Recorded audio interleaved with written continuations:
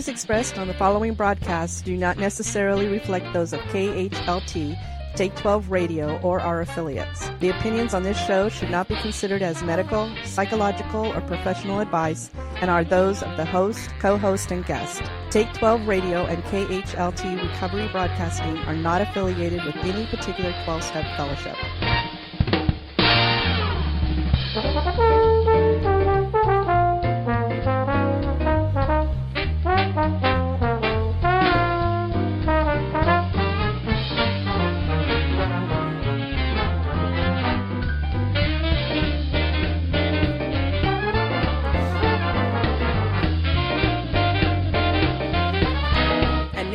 Here are your co-hosts, Tony, Bruce, and the Monty Man.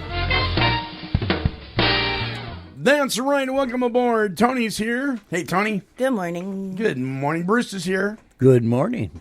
And we have a very special guest on the line. I will tell you his first name, but I'm not going to give it all away yet. Greg is here. Hey, Greg.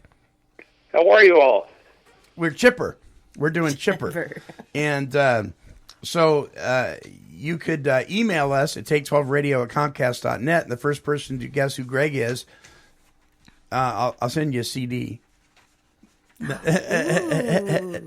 see, nobody will be able to guess because we haven't given his last name out or his bio or anything. But that's coming up.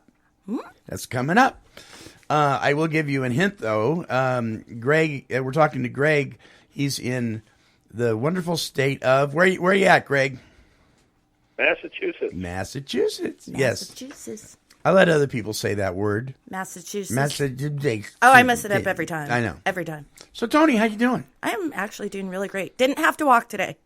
Right on. Yeah. Oh, yeah. What did you call us on Facebook? Your McBuddies or something? Oh, my McHomies. McHomies. Yeah. Your McHomies. Yes. Because Tony is the queen of the Golden Arches. I am. Yes, she is. How you doing, Bruce? Bruce, you have a little rough time today. Yeah, I'm having a little rough. It's hard getting started anymore. Yeah. Yeah. It used to take a half hour to get myself wound up and get going. Now it takes hours. Yes. I'm serious. Yes. And then when anything I catch or anything little down, it just wears me out. I almost want to hug you right now. Oh, you could do that. Oh, Tony's hugging Bruce. And we could say that even if she wasn't, because nobody can see us. Oh, like me getting ready this morning. That's right. Well, listen, kind of a sad thing, but in honor of a gentleman who has given so much to the recovery community, I just wanted to mention the fact that here yesterday we taped the show on Monday, and it goes up on Monday. But John Bradshaw passed away on May 8th. And John Bradshaw was one of these guys. He was one of the pioneers of discovering the inner child kind of philosophies. And a few people have given as much in the area of psychiatric education and treatment as John Bradshaw has to the recovery community. Oh. And his funeral was yesterday, but just wanted to give a shout out to his family and the people that studied under him. He was a life coach on steroids. Let's put it that way. Nice. So so the recovery community will be missing John Bradshaw, but if you want to check out his books and that kind of thing, you can always go to Amazon and type in John Bradshaw, and you'll find an endless amount of literature. But anyway, so love to the family. We love you guys. I started listening to Bradshaw way before I ever got into recovery, and it just made so much sense to me in so many ways. And I think he was the first person that actually got me interested to looking into the brain and the way the brain operates and so forth. It kind of piqued my curiosity about how the addict brain works. Yeah. So anyway, there you go. John Bradshaw passing away. Other than that, my backyard lawn still needs mowed. Bruce is shaking his head. It's chest high at this point. Your lawn is? Yeah. Oh, wow. It's chest high, yes. You want to borrow Nevaeh for a few days? She'll take care of that. Oh, my gosh. We need a goat. It had a path, but no more. Yeah, the path, there was a path out there, but it's grown over now, too. So the neighbor boy that usually takes care of our yard, his weed eater is broken. Oh. So I don't know. We'll have to see. We'll have to see where that goes. Well, listen, the topic today is to smoke or not to smoke. That is the question. And it's not nobler in the mind to smoke. Let's just put it that way in a Shakespearean tone. And we're going to be talking about that with somebody who really knows his stuff. And if you haven't sent in your email to guess who he is, you're going to find out right now. Greg Seward is our guest. He's on the phone with us from Massachusetts. Greg, what's it like out there in Massachusetts today? Well, it's actually a little bit chilly. It's a cold morning, and my wife was wondering if it might snow last night. It was getting down to 37 degrees where we live. Oh, wow. Yeah, you have a beautiful home, kind of up on a ridge kind of thing, right? I like to think of it as a beautiful home, but it's got a lot of work that needs to be done. Oh, that's okay. That's all right. And I was honored a couple years ago to be able to stay with Greg and his wonderful family. And oh, nice. When I was out there for the Soberfest thing. And I remember that. Yeah. Remember that. Yeah, Greg, he loaned me his van so I could get around and didn't have to pay for a rent-a-car and all that kind of thing. And that was wonderful. And so your wife, she's still doing the photography thing?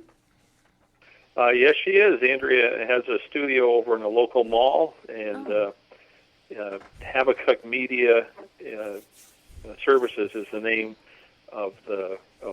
You can Google it and find it on the internet. But she does a fair amount of weddings, some corporate work, graduations and stuff. Right on. If she can make me look good, she can make anyone. There you go. That's a good husband. Good husband. Well, shout out to Andrea and to your family. All right, we're gonna listen to our first sponsor right off the bat, so we can come back and give Greg a fair amount of time here to talk about the topic to smoke or not to smoke. We're going to be talking about tobacco. We're going to be talking about vaping and e-cigarettes and some of the FDA regulations. What's going on with all that when we come back. So, folks, don't go away.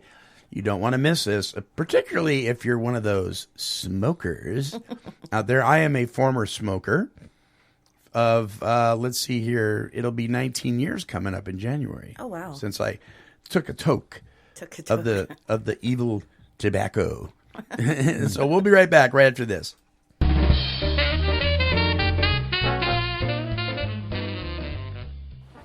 Free by the Sea is a drug and alcohol recovery center located in beautiful Ocean Park, Washington. This facility is amazingly gorgeous, but what's even more amazing is the integrity of the staff and the treatment provided for those wishing to recover from narcotic and alcohol addiction. The folks at Free by the Sea have a passion for presenting the solution to addiction for you or your loved one. To speak with an admissions specialist, visit freebythesea.com or call toll-free 800-272-9199. This place is simply amazing.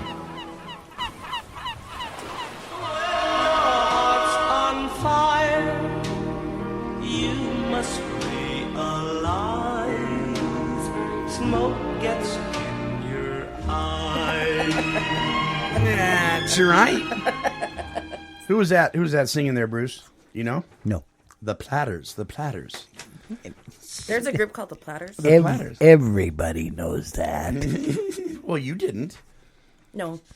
Oh, he's just yanking on my shirt sleeve there.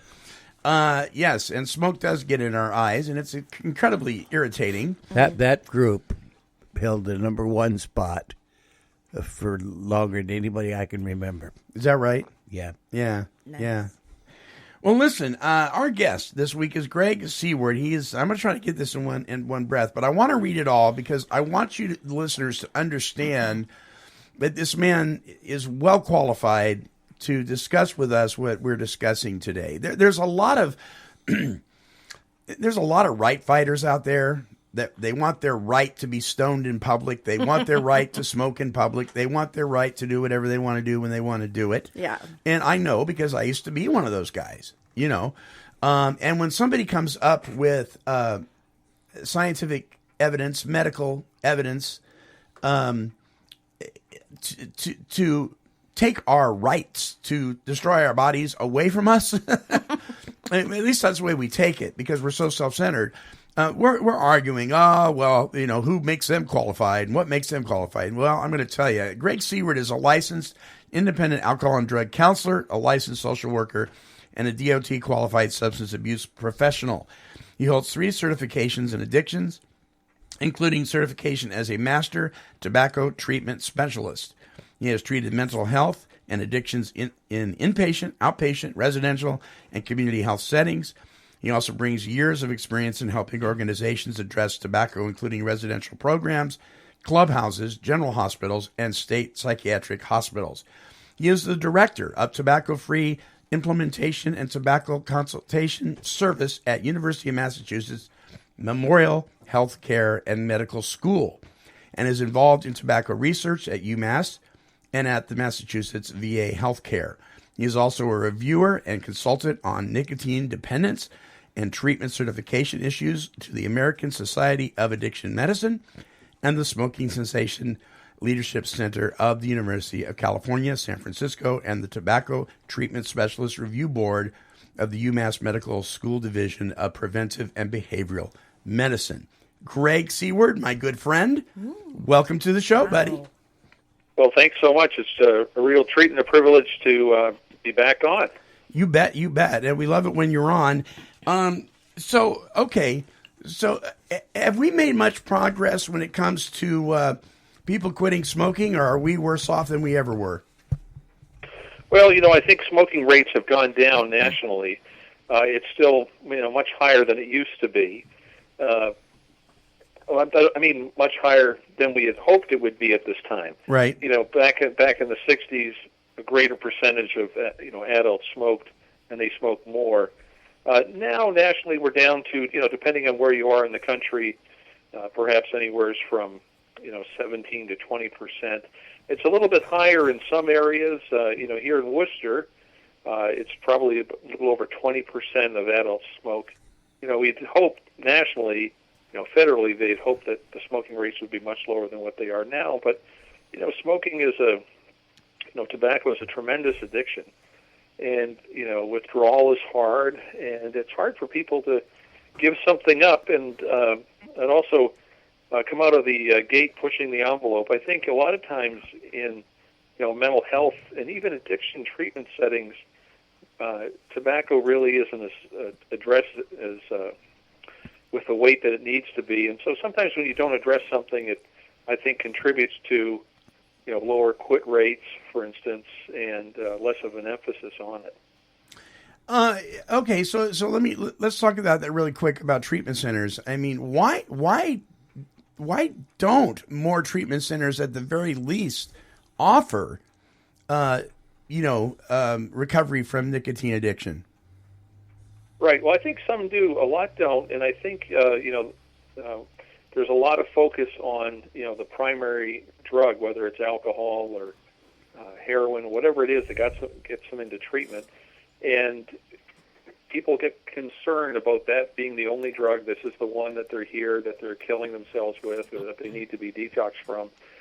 And sometimes staff still smoke, and if we allow smoking on our grounds, we just would sort of assume that our clients would go over there to smoke, and we don't really offer options. Sometimes we get concerned that at the Greg Treatment Center, if we don't allow smoking, then they're all going to go to the Monty Treatment Center where they can smoke, and so I'll lose business. Oh, yeah. The other thing that's important too is that motivation level changes when people come into treatment. So if you have a treatment setting where smoking is either banned or restricted, and if you offer nicotine replacement therapy to help with withdrawal, like the patch or the lozenge or gum, etc., motivation level can change. So when you come into the treatment center, or come into the hospital, on the first day you might not want to give up smoking. But after 3 days or 5 days of not smoking, you might be more open to it.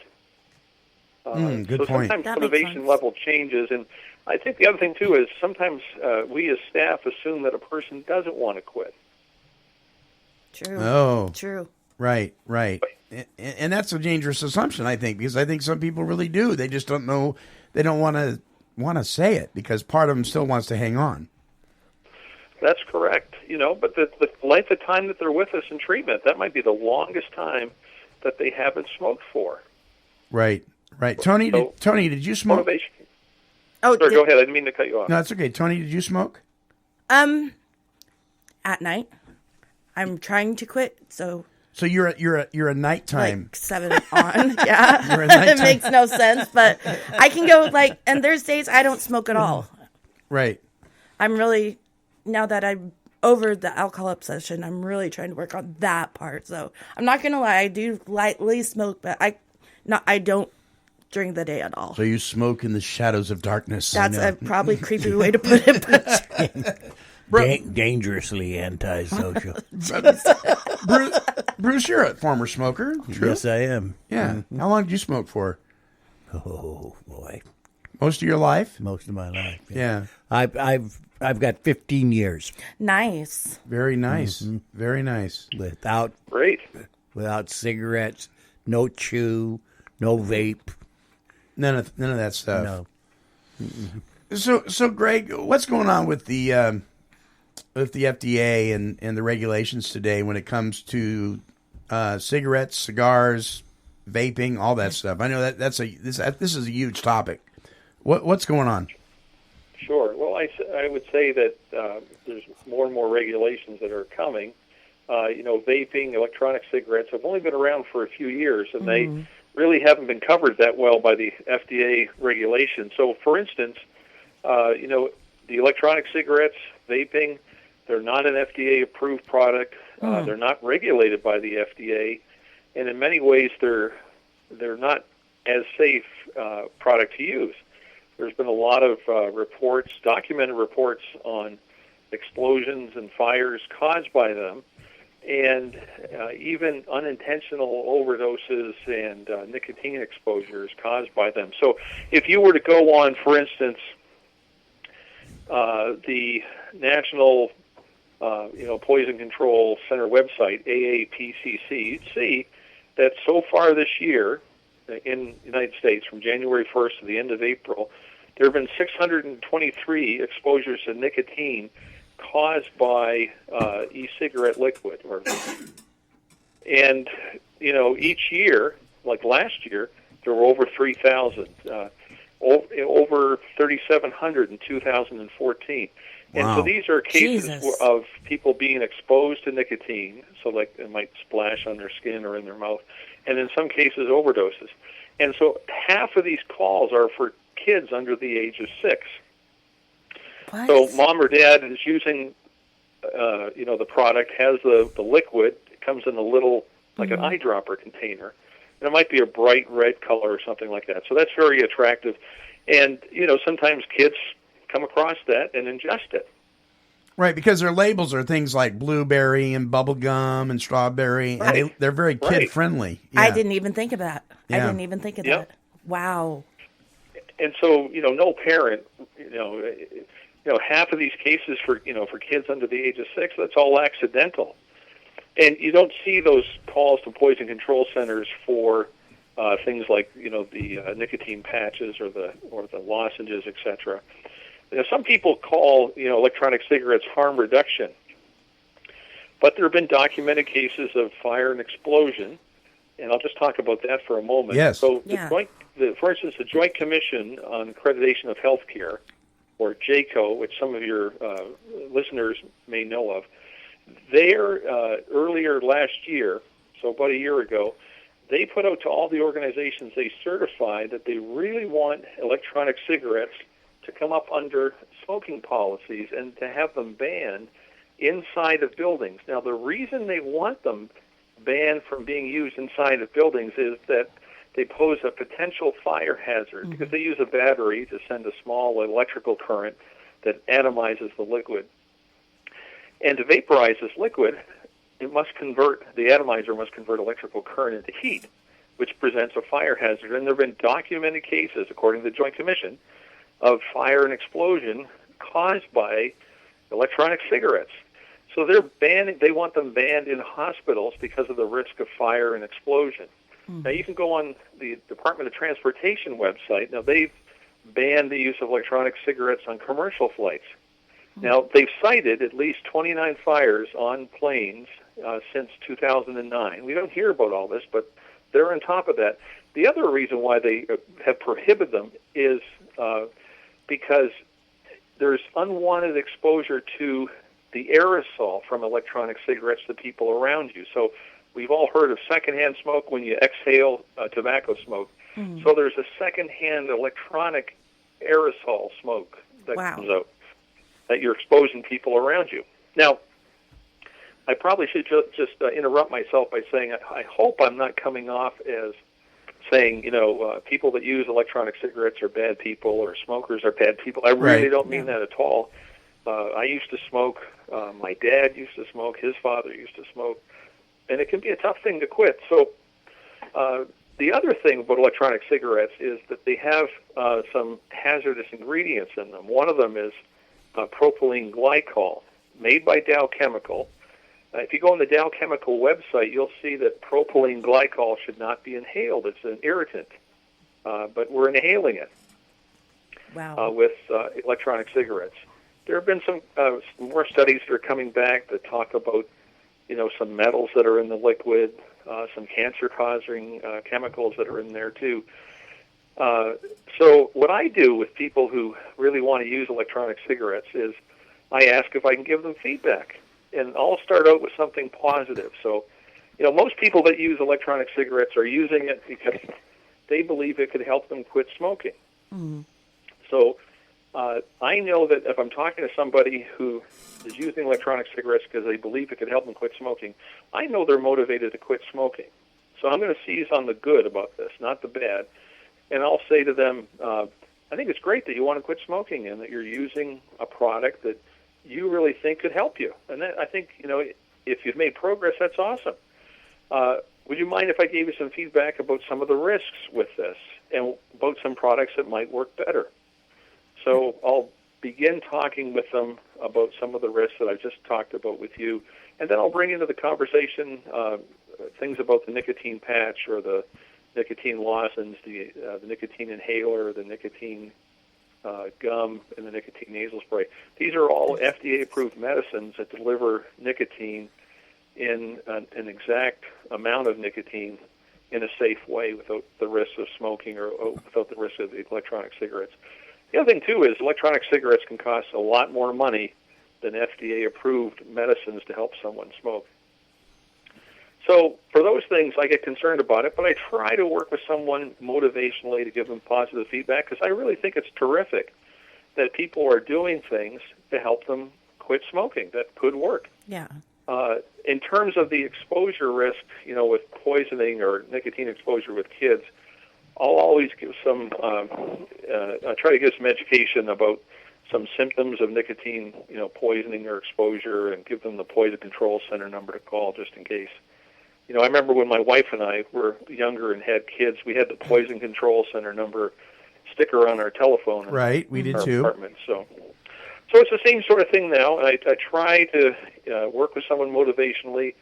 I would, and that usually works out well. And I try to focus on the positives too. The good reasons for quitting, some benefits that they're experiencing already. And things like that. And then give them resources. I know you didn't ask the question yet, but do you mind if I jump in with some resources? No, go right ahead. So every state has a quit line. So any resident, for instance, of Massachusetts or Oregon could call the quit line, which is 1-800-QUIT-NOW, and you'll get free help. So I'm on the Oregon.gov quit line website right now. And it's 1-800-QUIT-NOW. You get free help, including 2 free weeks of the nicotine patch or nicotine gum to help you get started with your quitting. So free help, which is terrific. Nice. Wow. That is nice. And then I'll bring up Nicotine Anonymous, if you don't mind. Go right ahead. Yeah, so Nicotine Anonymous is, a lot like AA or NA for your listeners. I've been to Nicotine Anonymous meetings, and the first NICA meeting that I went in on, it sounded just like an AA meeting, except people were talking about smoking. So it's not as well known as AA, but it's the same 12 steps, the same 12 traditions. They have a big book as well. They're face-to-face meetings in Oregon. Not a lot, but once again, it's not as well known. So, for instance, there's 10 meetings on their website now for Oregon. However, there's also telephone meetings. Every day there's at least 3, sometimes 4 or even 5 telephone meetings that anyone can call into. And if you call in on time, you'll get on a list if you wish to talk about whatever the topic is. And so you can get a link to the telephone meetings on the NICA website, which is nicotine-anonymous.org. And they even have online meetings, too. So it's very good. Sorry, go ahead. Bruce has a question for you. What's the purpose of these meetings? The purpose of the meetings is to support anyone that's hoping and wishing to live a nicotine-free life. I'm just reading from their homepage. Mm-hmm. They want to share help, experience, strength, and hope, just like any other 12-step meeting. And, so people will call in or share in a meeting about perhaps what they're struggling with, what's helping them, maybe some slips that they've had. It's just basically, it's a 12-step fellowship of men and women helping each other to live nicotine-free lives. Interesting. And they welcome anyone using, I'll say this, they'll welcome anyone using, nicotine replacement therapy medication, or those who are involved in a quit smoking program somewhere. You don't have to be free from nicotine or tobacco to join. You just, want to get some help in seeking freedom. Right. That makes sense. Did you want to expound on that question, Bruce? Well, I'm the kind of a person that doesn't believe in that. I think that people become very meeting dependent and people dependent, and I'm not saying that meetings and people don't play a part, but the whole idea of a 12-step program is to take a look at yourself and see your need for God. Right. Period. Right. Greg? Yeah, I'm right here. Yeah. You want to respond to that? Well, I would agree with that, but I would also add that, yes, people need that spiritual connection, but, if you, and I think on one hand, I think it would be great if, everyone could quit on their own, cold turkey without medicine. I think that would be awesome. But for those that can't, it's good to have alternatives that could help, that have been proven to help people. So, like today, some people quit cold turkey on their own.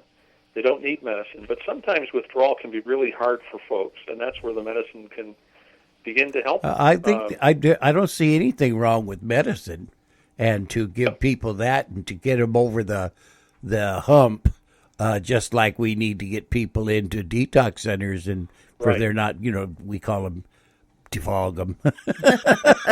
Yeah. These type of things. So I'm not against that, but that what I found is then we go to meetings and we rely upon the meetings, Right. see? Right. And instead of relying upon God. And if you're looking for something other than I can't speak a spiritual side of this, I think you're Missing the boat. missing the boat. And I think Greg would agree with you. I'm not hearing him disagree at all about it. In fact, I heard some encouragement in his voice, but I really am dogmatic about that. We talk about these meetings and the support that we get from that, And I wonder why we don't talk about the spiritual aspect of this thing. If it's a 12-step program, Right. the steps are designed to put you in a position where you start learning some humility, start looking at yourself and see your need for God. Tony? Yeah, no, and I agree, Bruce. Meetings should be like spiritual as well. But for instance, my husband, I don't think that man could ever stop smoking. I've been around him, and he probably could if he really wanted to, but he doesn't really believe in a God. But I think if there was like a meeting like one, I'm glad I found out about the smoking meetings. Would he go? Probably not. Would he go even less if the spiritual part was involved? Definitely, just because I know my husband inside and out. Yeah. But if there was anything to get him to quit smoking, because he smokes a lot, which I'm not talking bad about him. Yeah. But I think he would benefit from one of those meetings if he did want to go, if they talked about the God part a little less, because he's just so dependent adamant on nicotine. If he doesn't have his nicotine, and especially now that he's in class all day because he's a teacher, when he gets home, oh man, I'm not even in his way. I'm just like, boop, let it go to the back door, have a cigarette, then I can talk to him. And that's sad. I feel bad for him. I think that Greg is right, and he's spot on about opening the door for these people. Right. For they can come to a place where they can learn about this thing. It's just that I was emphasizing, and probably a little too adamant, about the spiritual aspect of this, of the 12-step program. Yeah. You know? Yeah. And we see Alcoholics Anonymous and Narcotics Anonymous, and it sounded like when Greg was talking, Smokers Anonymous, and they're all looking to the meetings and the fellowship as the support mechanism instead of looking to the 12 steps in God. Well, yeah, and that's where. And remember, the 12 steps isn't going to save you either. It's just a method. That's the method, yeah. And I think for some of us, the introduction to, I mean, here I was, been to Bible college, was in ministry and everything else, and I couldn't stay sober. And so I understood the solution, but I didn't understand the problem. Yeah. And so when I got into my 12-step fellowship, that was the first time I started to understand the problem. And I think that's where it can be of benefit. Wouldn't you say, Greg? Yeah, absolutely. Yeah. I have another question that I'd like to throw out because it has to do with my family. My family is smoked. My daughter and her husband and her daughter and her husband and everybody. So so I have grandchildren, growing grandchildren, and they smoke. They all vape now. They're all vaping. They're all doing this because there's. It's better for them. They're all doing this for they can quit smoking, and they're all doing it more than when they were smoking. Oh, they're vaping more than they smoke. Oh, I'm telling you, my daughter, she just got this thing in her mouth constantly. You know what I mean? Walking around with it in the car, around the kids. There's necklaces for them now, too. So it just hangs over their neck. Oh, stop it. I'm serious. I have seen it. I have seen it, yes. Okay. But why are we telling these people these things, or why are they being led on about these things? And then they seem to be addicted to that. Yeah, Greg. So the question is, why are we telling them that vaping is better than smoking, and then they become addicted to the vaping? Well, I think a lot of people don't realize that it's first, the products are cleverly marketed. They're marketed to get people to think, well, it's a safe product, or it's just water vapor, or it's something that could really help me quit. But a lot of these companies are owned by tobacco companies. Ah, there you go. What do they call it? I can't think of the word. Anyways, go ahead. Sorry. No problem. So, and when you look at the science behind them and how they're used, they're really not designed to get people to quit. I mean, tobacco companies, with all due respect, they want people addicted to their product to keep using it.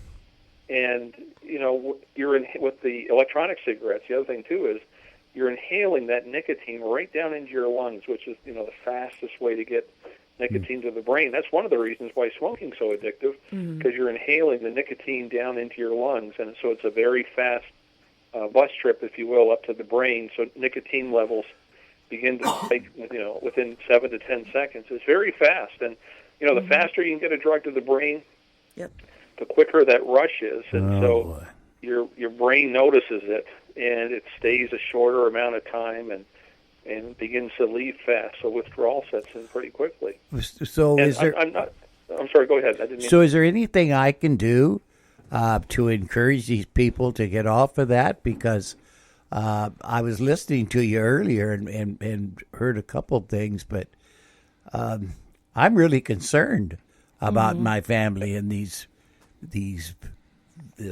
vapor that they're. Oh, sure. So one of the things I've done here at UMass is we put together, and this is going to answer your question, Bruce. We put together a UMass Memorial Tobacco Educational YouTube channel, and there's a couple of videos on there about electronic cigarettes. So if I'll send Monty, it's in my signature, and you could share that with your listeners if you wish.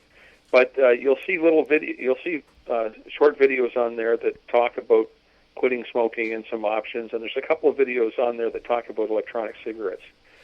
And then also, you know, if you can, get the families to look at the data from the poison control centers about the risk. You know, 3,000 exposures to nicotine or poisoning to nicotine a year. Jesus. I mean, that's a lot, and half of them are kids under the age of 6. So I mean, it does affect people. The other thing I would do, Bruce, too, is, you know, you might want to suggest to them. I think it's great that you're thinking that this product could help you quit smoking, but if you don't mind my saying so, it appears that it's really not. It seems like you're hooked on this. Oh, I'm convinced of it, and I'm convinced that they're having a hard time with this. I don't think my daughter would be doing it, and then when she got these electronic cigarettes, you know, this vaping they call it, she hadn't even tried. Now, do they live in Oregon? Yes. Yeah, I have 4 generations right here in Oregon. Well, you're a blessed man. See if they won't call the quit line in Oregon to get free help with quitting, including the patches.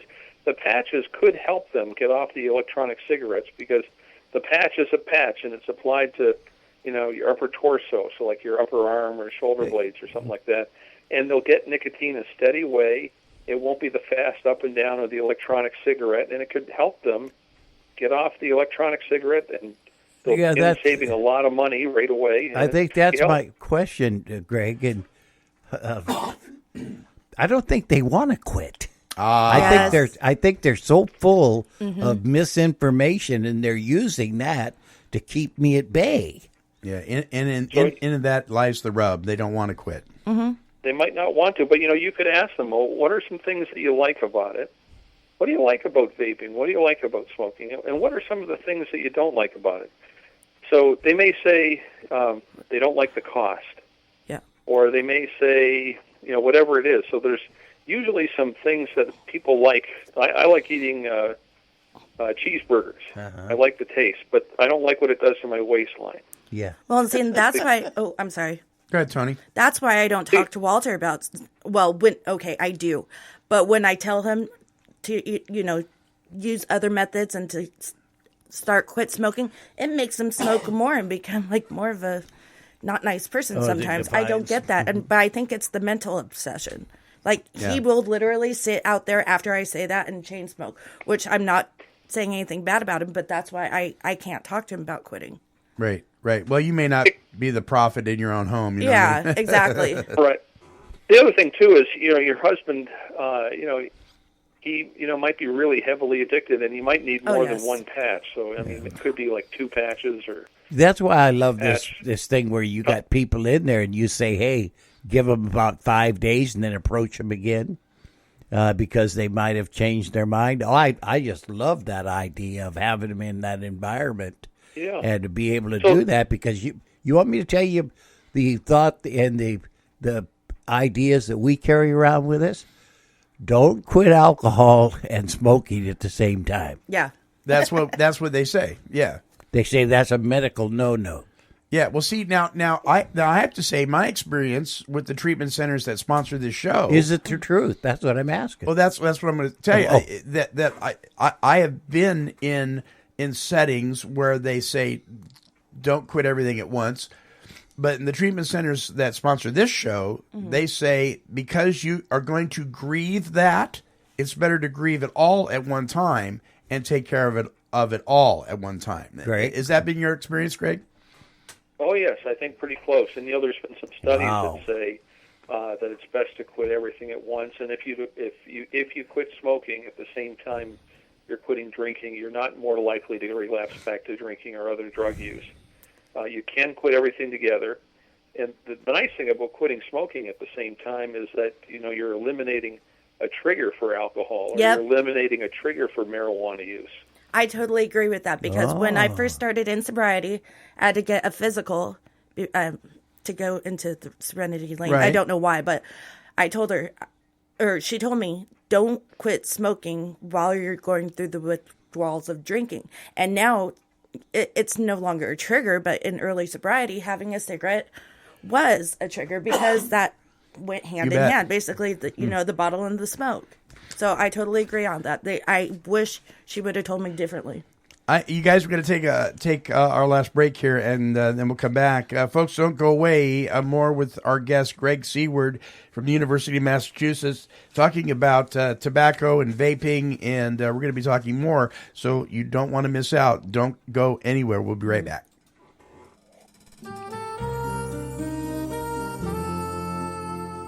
Let's walk through the big book.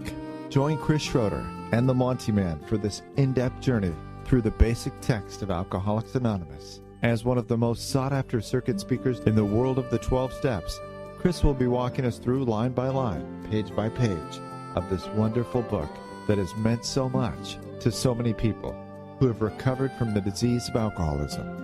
If you've never studied the big book, or even if you have but would like a new, refreshing approach, join us here at Take12Radio.com for an exciting, educational, and spiritual look into a plan for living that can be applied and implemented into the lives of anyone who is willing to recover from alcoholism. Smoke, smoke, smoke that cigarette. Puff, puff, puff, and if you smoke yourself to death, tell St. Peter at the Golden Gate that you hate to make him wait, but you just gotta have another cigarette. Yeah, Jimmy Dean. Smoke, smoke, smoke that cigarette. Yes, indeedy. And that was a comedic song years ago, but there really is nothing funny about this. Every time I look at a chart or a graph when it comes to substances that kill people, tobacco and nicotine always leads the procession. And so that's why we're talking about this stuff. Our guest, Greg Seward, Director at the University of Massachusetts Medical School. Greg, you mentioned the vaping smoke or steam or whatever it is that comes off these things. I noticed that it's just like a huge amount. I mean, it's just like a puff of a cloud. It is. When other people breathe that, there's got to be effects, right? Oh yeah, you're breathing in things. You're breathing in things that you wouldn't have to breathe in if the person wasn't smoking. Sure. Just like secondhand smoke. We know that secondhand smoke kills 40,000 to 50,000 Americans a year, and so these are people who aren't the primary smoker. These are the significant others or kids, of the parent who smokes, etc. Now we had Greg. You made a statement earlier about this stuff gets into the lungs and when they vape, and then it goes to the brain quicker, and they promote that this stuff because that happens, and then the people get this addiction. Is that greater than cigarettes? It's hard to say. I don't know that they've studied it yet, but they know it's out. They know it's expelled by the user when they exhale. Mm-hmm. You know, That's one heck of an aerosol. addiction. So you're. Yeah. I'm sorry. I didn't mean to cut you off. That's one heck of an addiction. And to get a person to where they realize that they're could be doing some harm to themselves, where they can make an informed decision on what they want to do. Okay, so here's my thought. Greg, and see if you don't concur with this.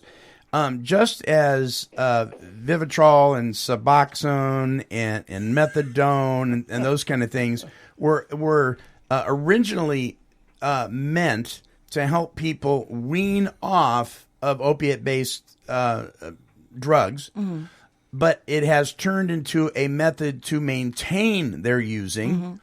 The vaping, which was originally meant to help you quit smoking, has turned into a method to help you maintain a form of smoking. Would you agree with that? I would say so, especially when you see cigarette companies buying up these companies. That is so sad. They want to stay in business. It's all about the money. That's all. Yeah, it's all about the money. I'm trying to be respectful when I say that. No, but we got to call a spade a spade. I mean, right. And I will tell you that every person, and I've known a lot, every person that started vaping that isn't vaping anymore, guess what they're doing? Smoking. They're smoking. They went back to smoking. Right. Yeah. And that secondhand thing with smoking, I didn't mean to interrupt, sorry. When my grandpa passed, my grandma went into just a doctor's appointment. They looked at her lungs. They're like, and he was a heavy, heavy smoker. And they're like, you got to stop smoking. She goes, I've never touched a cigarette. And it took like 2 years, but then it finally. Wow. Yeah. She had the lungs of almost a smoker. Right. Just being around my grandfather. And rest in peace. I love him. Don't get me wrong. Yeah. I've never downplayed that man. I have mad respect. But the secondhand, I didn't even know vaping had that same effect. So you have families with kids, and you think you're not doing it. This whole show has been an eye opener. Thank you, Greg. Oh my God. Oh, you're very welcome. Jesus. So can I just jump in really quick too? Yep. So I would say Bruce, with your family that's vaping, and what are the things that you like about it? What are the things you don't like? And what do you imagine you would like about not vaping and not smoking? Mm-hmm. What would be good about that? And the health stuff is good. The less chance of kids smoking if they see their parents quit or not smoke. The kids are less likely to smoke or use e-cigarettes. So there's health benefits, but also, financial benefits too. Oh, Jesus, yes. I was in a gas station just a couple of days ago here in central Massachusetts. There was one pack of cigarettes over $12, including tax. What? Yeah. Oh, absolutely, yeah. Oh, yeah, it's very expensive out there. A pack a day at $12 a day times 30 days, that's $360. Is that it? A month? You can get a lot more pleasure out of that than you would ever out of smoking. Shoot, go shopping with that. Yeah. She's a girl. Yeah. Well, that's why I wish I knew the right thing to say to my husband. So for now, just to get him over the hump, to at least cut down. If I was working, I'm sorry, I cut you off. I'm so eager to help. No. I just, he smokes so much, but I don't know what proper, and he'll probably listen to the show and just shake his head, but proper way or proper thing or what to do with him. Because it worries me. Yeah. Yeah, I hear that. So I would say to everyone listening, whether they're, your husband or anyone listening to the show, what are some things that you like about smoking? What are some things you like about vaping? And what don't you like about it? What do you like about the idea of quitting? Medically, financially, relationship-wise. And then, what's the worst thing that could happen to you if you kept smoking or vaping? How would that affect other people? Mm-hmm. And, what would be the best thing if you quit? And how would that affect other people? And so some people may say, well, I'll live healthier, I'll live longer. Quitting smoking might be tough, But after a week, I'll have saved $70, and I'm going to take my wife out to pizza and a movie. Or after a week, I'm going to have $70, and I'm going to make a donation to Take 12 Radio. Aww. That was sweet. So even your listeners, here's something. Even all the listeners out there who don't want to quit smoking but like Take 12 Radio, let me put a challenge out to you. Stop smoking for a week, and with the money you saved, send it to Take 12 Radio. Bravo. And by the way, you can do that by clicking on the donate button at the bottom of the page at take12radio.com. There you go. Shameless plug. Well, thank you, Greg, for listening, because I just don't know what to say to him anymore. Yeah. I mean, I love the man. Yeah, Craig, are we asking these people to do something that they can't do? Good question. No, we're asking people to do something that they can do. It might be really hard, but it might be really hard for a few days or a few weeks, but you've been through other hard things before, too. You know, how hard was it to stop drinking? So let me. Was it to go to treatment? If you got through that, you've learned a lot about recovery from heroin, from marijuana that you can bring over to tobacco. Right. And let me just say, for those people, because I know a lot of people who have a really incredible understanding and relationship with God, that if they will tap into the power of God with this, just like they do with other things, because I think where Bruce's heart is, if you're not, walking with the Creator and you're tapping into a power that is simply human, we may be asking them to do something they're not able to do, because God's the one that does for us what we cannot do for ourselves. And so, again, but I have known people that don't believe in God at all that have quit smoking. I mean, I just have.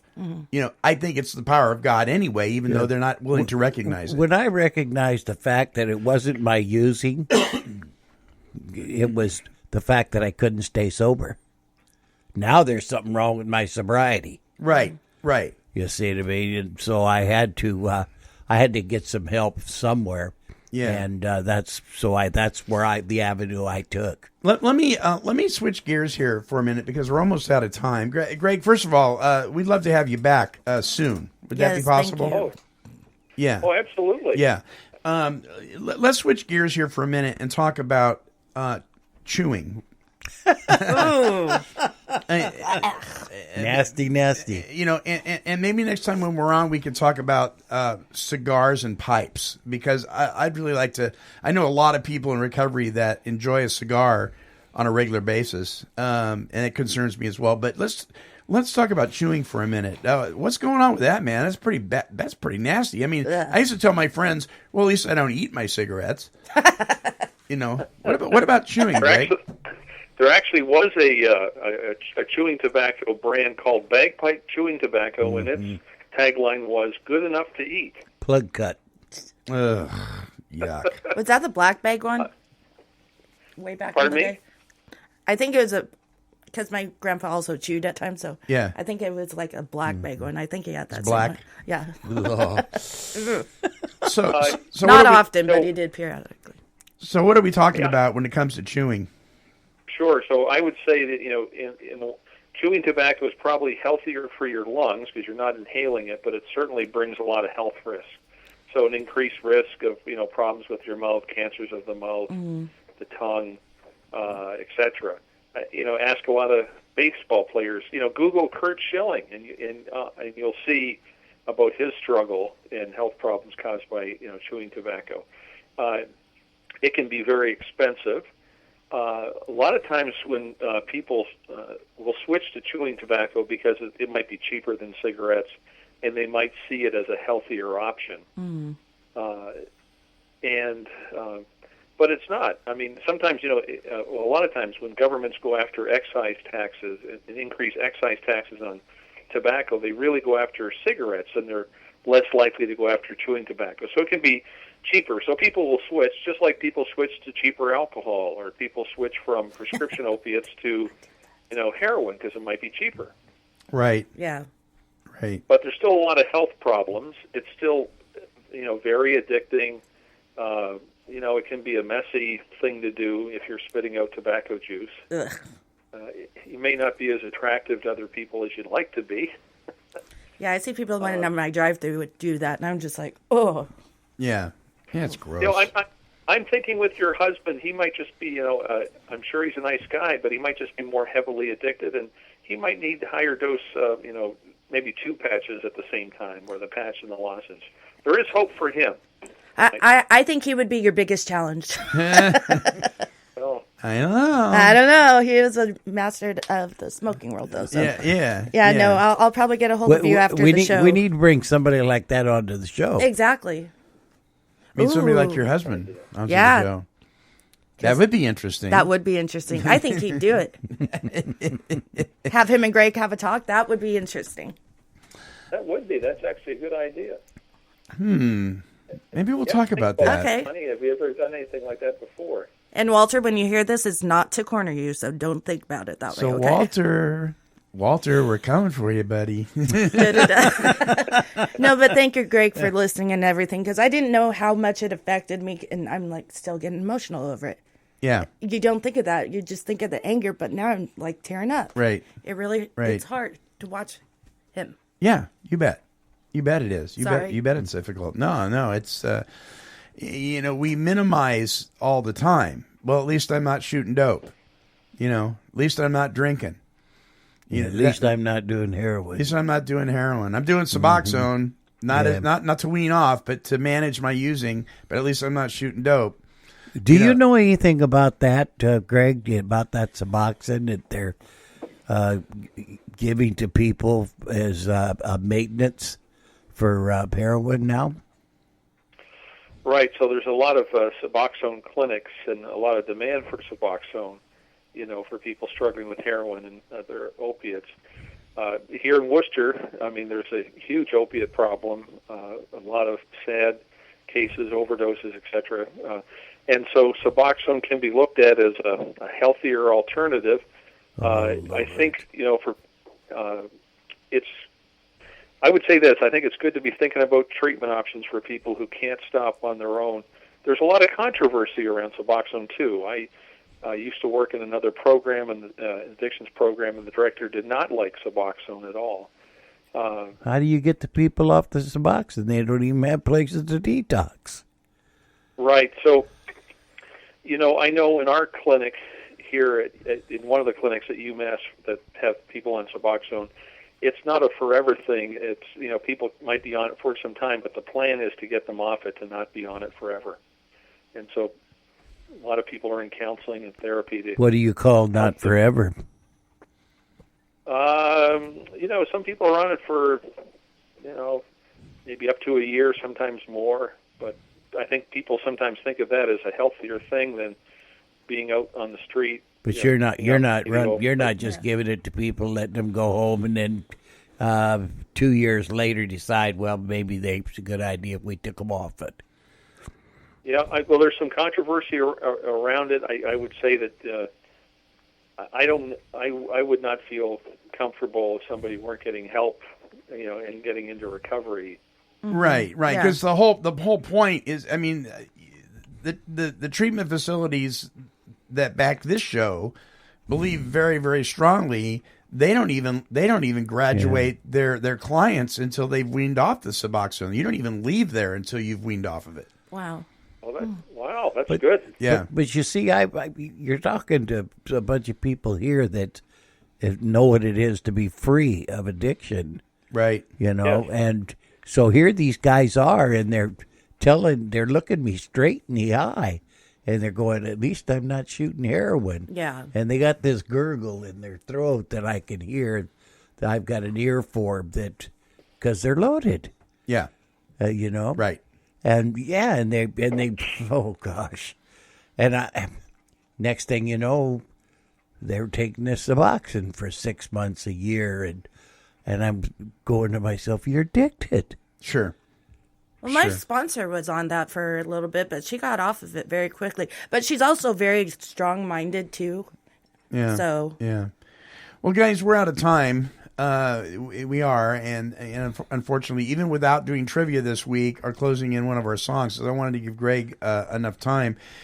Greg, thank you so much for joining us, my friend. yes, I want to thank personally thank you. That was, I want you back. Yeah. We'll have I him want to back. personally I got thank more you. questions than I started with. Right? Thank you so much, Greg, for listening, and I really appreciate it. And I'll probably get a hold of you after the show.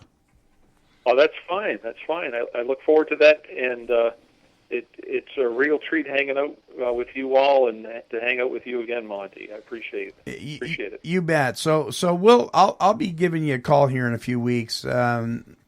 Maybe Walter will come in. Yeah. We'll talk about it. We'll see. Yeah. You know, and even if he doesn't, I do want to talk about the cigar thing and the pipe thing as well, because I think we're kidding ourselves. I think he'd like it. You know. I think he'd like to come on in. Yeah. Because it's a different view to, I don't think, the normal person. Right. Well, Greg, thank you so much, my friend.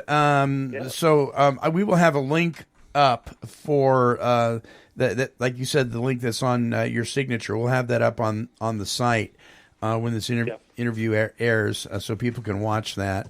God bless you and your wife and your family, my friend. All right, you too. Great to see. I was going to say great to see you all, but great talking to you all. We love you. Yeah.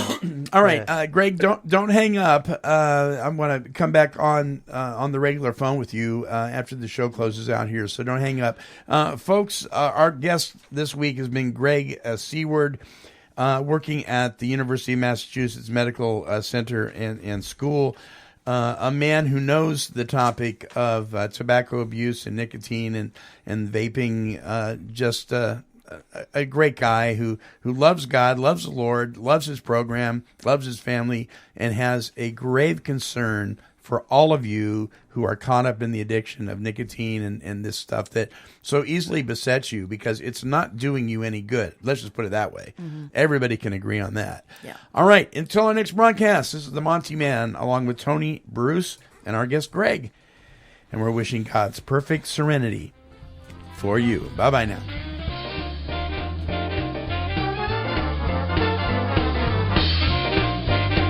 This has been a broadcast of Take 12 Recovery Radio and KHLT Recovery Broadcasting.